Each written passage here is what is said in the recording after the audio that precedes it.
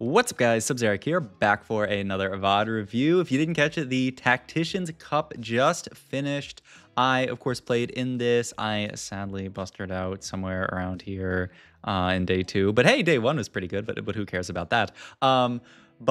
You know, a bunch of fantastic players obviously played in this. First place overall, actually, it's an auto qualification to regionals, which is really cool. And we are going to talk about the first place overall. Me, first or 8th, had a really, really nice run of games. 4-2, 1-1-1, only one bot 4 on the day, 7th, and then a 3rd to close it out with 44 points, a decent margin over everyone else. And yeah, a really, really nice final day. So congrats to them.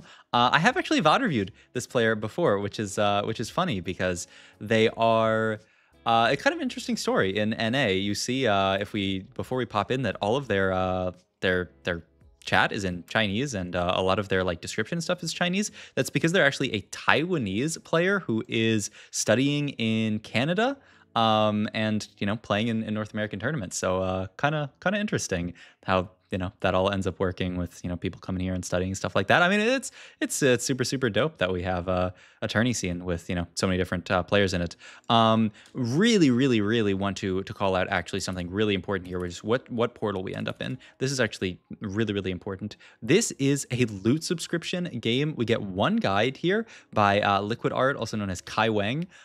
He makes us go to loot subscription here, which is hilarious and really I want to call something out here after we get a few units in. I want to see if you guys actually notice this for yourself, and then we'll talk about it. So we can just proceed as normal through stage 1 here. But yeah, it's loot subscription is a really interesting portal. Obviously, you're going to have to play very high cap in your game. You want to build an insanely strong board because you're getting so much gold, so many items, other types of things. So for sure, you have to cap very highly here.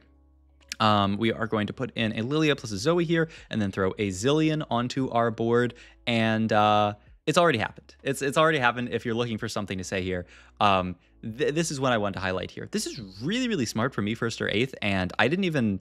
I went back and VOD reviewed the game, and I was blown away already by the level of thinking ahead that he does here. He is tailoring at 1-4 here for a tome that you can potentially get from loot subscription, because loot subscription has loot tables that it can give you. It has a where's tome here? 13% chance of giving you a tome of traits on the first and every single round. It has a 13% chance of giving you a tome of traits here. So me first or 8th here is tailoring, saying I want to potentially have a good board to have a lot of traits in. If you guys don't know the breakpoints for tome of traits, it's even. It's 6, 8. So having 8 here is a really good breakpoint, and I want to tailor the units that I have in for this tome of traits here. These are really good traits, and almost all of these are fantastic +1s to get here. Scholar is pretty mediocre, but Portal, Frost, Witchcraft, all very good. Preserver, Fairy's kind of okay, and then these are also kind of sus, but anything Portal, Frost, Witchcraft, and Preserver all would be huge, and then these are all kind of playable. Scholars is pretty bad, and we're getting 2 of them because we're tailoring 8 traits in. This was huge for me for straight, and I haven't watched the entire rest of the lobby yet, but I certainly doubt that everybody else did this here. First augment here, we can also do something me first wraith. Once again, really smart, really optimizing here. We scout the rest of the lobby here. We look at what augment we're going to take here. We want to see what people are getting from their loot subscription, because after you take your augment, you get your loot subscription. We scout Solus's board here and see that it is a tome of traits here. So we get paid off here for this tailoring, which is incredible.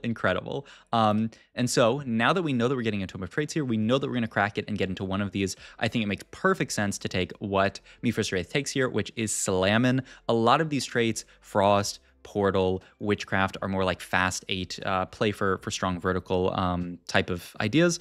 And so Slammin', I think, makes perfect sense in this situation. We also have really simple items. This could be Gargoyle plus a Rod item. This could be Spark plus some Chain Vest item. It could also just be slam either of those and slam no 3rd item. And it could even be Crown Guard plus some Cloak item. Open up our tome here, and boom, as simple as that, we start the game off with a Portal Emblem. And this is huge, right? Starting the game at 2-1 with this Portal Emblem, we use the the charm there so that we can get an extra unit in, or, you know, turn a unit into a 2-star. We actually end up getting Ari, which is really, really cool. And we are going to make this Gargoyle and the Death Cap. We get a Rod dropped, which is huge. Gargoyle, really, really solid slam, and Death Cap, another really, really solid slam. So from 2-1 here, our game is beautiful. And I mean, it's all because we tailored early, right? We decided to hold on to that Zillion, which I think is a unit that a lot of people don't prioritize. Maybe some people wouldn't have even held that. And tailoring here meant that we got to play a slightly stronger board, which means, hey, you know, we lost that last fight, but it was a much closer loss. You know, that's going to save us HP. And also, you know, us tailoring and popping this round 1 is actually really beneficial, sort of maybe psychologically, because it means other players are going to be disincentivized from trying to tailor for Portal and play Portal this game. If we can get uncontested Portal +1, this is fantastic for us. And so many other people probably aren't tailoring for things like Portal and, you know, like the Witchcraft and the Frost at 2-1, which means if they wait around, right, and use 2-1 to tailor once they actually get that emblem, they're popping it at 2-2, and then we've already seen Portal, they're going to be much less likely to take Portal. Though, you know, if someone gets Portal, they might just say, you know, whatever, I play contested Portal. But yeah, we see Arcana, we see Sugarcraft, a lot of, you know, emblems flying around. A few people haven't even popped theirs yet. We see a Witchcraft, still no Portal, I think. I think we are currently the only Portal, which is obviously very, very good for us. But yeah, the spot looks great. We're obviously going to put a bunch of the Portal units into our planner here, just to make sure that we don't accidentally skip any. But we're cruising here. We won these 2 fights. We lost the first one, but that's okay. We're looking at potentially getting in. I mean, we're holding on to the Rumble here, who tends to be a fantastic unit in Portal because he fills out Blaster and Vanguard in this comp, but also just a Bastion would be really, really nice here.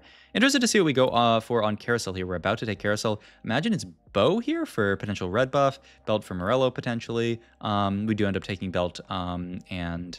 I'm not actually sure if we would have gotten, because someone snapped Bow from us. I don't know if we had the option between the two, if we would have taken Belt or Bow here, because I think a lot of people really think of red buff being one of Rise's best items, something like a Death Cap plus red buff plus 1 extra item, maybe a mana generation item, depending. Like, we're not going to play that much Vertical Scholar.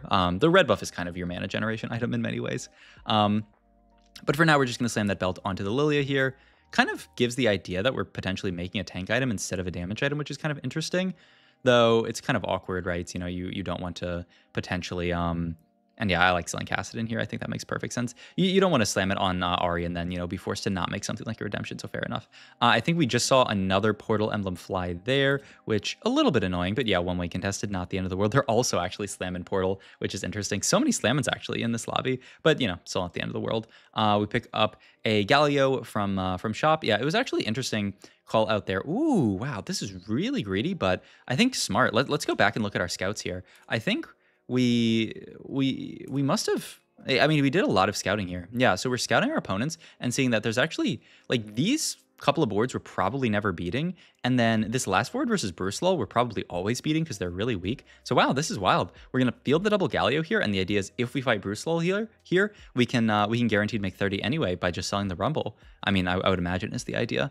Really, really cool there. Also, you know, yeah, I mean, we make our board a bit weaker, but the scout, we realize that there's no need, right, to play that board before. If we play a stronger board, it's not like we're going to win versus the strong boards, and we aren't going to lose versus the weak board. So really, really smart stuff from me first or eighth there to optimize, to say it's it doesn't really matter, right, what we do in this situation board wise. So I'm just going to optimize for making gold. Really, really smart. Also another really good call out there from me first or eighth. Ooh, let's go back real quick and look. Smart call out here to bring this Lilia onto your bench with the idea that if we want to, we can make gold by selling this Lilia. This Lilia is the least holdable unit out of everything that we had on board. We know we want to hold the portals. We know we want to hold this Nico, actually really smart to field the Nico as well, because she is so nice on this Witchcraft and Shapeshifter. And so we can sell this Lilia if we want to make gold here. Though I think Me's first race sees this Bard and says, I'm actually not going to make gold, is the idea here, because he certainly could have. Get another a spatula here, which is really, really nice. We also reroll our shop to end up picking up, with the charm, of course, we're not actually rerolling. And we end up picking up Zoe too, which is really big. We're going to make Guard Breaker here as a solid item onto the Ari. Don't really want to make something like a Nashor's Tooth, just tends to not be very good on Rise, and Guardbreaker's pretty good, right? He shoots a bunch of little bullets out that are going to proc Guardbreaker, and he hits a lot of units, so he can potentially proc it on one unit and then have the rest of the bullets do well. So I think this makes sense. Interesting, we're not going to hold this extra Zoe here. We don't have from Well, we're item holding Ari, right? So it doesn't actually matter. Ooh, this is a really interesting call out as well. Item collector, I think a very, very broken augment in general. I wonder why we go for big grab bag here. This is actually quite surprising to me. I think the statistics would say that that item collector. Let me real quick item collector and then big grab bag. The stats actually like big grab bag a little bit better. Wow, that's crazy. And maybe the idea is that we want to find another rod to finish out another portal spat here. So big grab bag, and we have the reforger to potentially find that. It's a lot of value. Interesting. I would have just thought item collector in this spot because we already have so many items, right, from this. Really insane shop here, by the way. There is a Rise and an Ezreal here, which is beautiful for us. And now we can fit the 6 portal in with the portal spat, move items to Rise already, and our spell looks fantastic. We're in a static Shiv onto the Zoe. Wow, really, really nice way that we built all these items. Because there's not too many other paths that you can go down here, I think. I think maybe some people would have been interested in something like a Shojin onto Rise here, but I think making the static Shiv, not falling into that like Shojin Rise setup here, but making static Shiv to guarantee the shred. Don't put it on Rise because it's bugged, sadly, and he will magic resist shred your backline. I hope that's fixed next patch. And then the Steadfast Heart for frontline is really nice. The only downside to this build is that it leaves us with no Rise item for now, but we have Carousel, we have Wolves. We can get to a final Rise item here. I imagine he's looking for maybe like Heal Cut as his last Rise item because it's very, very good. Rise spreads it pretty well, hits a decent number of units. We'll see where these things end up, but obviously starting with the Rise here is really, really nice. And of course we can leave the spat onto the Zoe here because we're just gonna pop it off the second we find a rod and put it onto somebody else. So really, really chill. Okay, a couple more Portal players in the lobby, which is once again kind of scary. Also actually a really, really important call out. We decided to itemize and play this Wukong over the Nico. Could have just played Nico in this situation, and she fills out the synergies very well, but Nico is not that good of a solo tank on her own. She's kind of mediocre. So the idea is we're going to play this this Wukong here. He's actually going to be a really, really nice tank for us. We end up taking Giant Spell here. I don't know, we're flickering so much. But the idea is this can potentially be Morello, though we need a unit to kind of throw it on here. Yeah, okay. And so now this is interesting, but I kind of like this. Now that we're actually leveling up here, and we can fit in 2 extra units, the Nico and the Rumble. Now we're actually going to get out of the Wukong here, because we can fill out so many more synergies by playing both of these units. It's kind of interesting. I wonder if it was just Wukong. Like, I wonder if we weren't playing the Nico for so long there, why we switched over to the Nico now. But I don't know. Maybe there's some reasoning for it. I don't know exactly, because I kind of liked sitting on the Wukong for a while, and then you just play the Nico here and play Wukong Nico instead of the Rumble. Like the Vanguard's not that big. Maybe the idea is that we hit 2-star Galio, and so Vanguard is bigger now. Could be, for sure. You know, a lot of things that you can do with this portal build in the mid game, but these are the 2 biggest units to play, Nico and Rumble, and we can actually field both because we're level 7 already and on a 4 streak. This game looks so nice for us. We finally pick up this Cassidon, which is one of the units that we were missing. So we just need either Taric or a Rod here. What is this? Why are we fielding Syndra? I'm not sure what this little optimization is. Yeah, I don't know why we put a random Syndra onto our board. We took all these units off of our board so that they wouldn't, I don't know, accidentally 2-star or something? Oh, maybe he was... Oh, is he tailoring again? I think that must be it, right? How many traits did we have in there? We had 8 traits in here. Wow. And so his idea is that we're going to put Hecarim in here, tailor for Arcana, and we're going to fit this Syndra in here and then get 12 traits in. These really, really nice little, this is so nice. So now we fit 12 traits in here along with the Hecarim that can tailor for Arcana. So smart, actually, for the exact same reason that we did at the start of the game. Now we actually have the chance of potentially getting another tome here, which is so insane. We have to level and roll here as deep as possible. We do pick up the Taric here, so that is 4 already. We can fit the Taric in here. Nice. I don't want to pick that up. Copy of each one cost actually would have probably taken, but I think his idea is that it's going to be too difficult. And then we do also get a Diana here, who's a really nice unit to fit in onto this board, and we end up just making a Sunfire here. Oh, yeah. I guess the idea here is that like making Sunfire makes sense from the perspective of like we need heal cut, and if we can't really make Warmogs, right? If we make Warmogs, then we have no heal cut. Also interesting, maybe we'll see. Ooh, wait, where did we get that rise from? We just re-rolled right at the end there, and actually hit a like. Is this guy a beast? He actually just like rolls once there and hits a rise somehow. That's insane. Okay. Yeah, because I thought he was like taking the charm, but the charm only rolls for 3 costs. Interesting. Okay. Well, I mean, that's really, really nice. There's Rise 2. Little Buddy's one of the best possible augments in this comp, so this is a fantastic pickup for us. Really, really, really, really nice. So we picked that up real quick, and I mean, our spot looks really, really nice, but it's just been a cleanly played game so far. Obviously, hitting the Rise 2.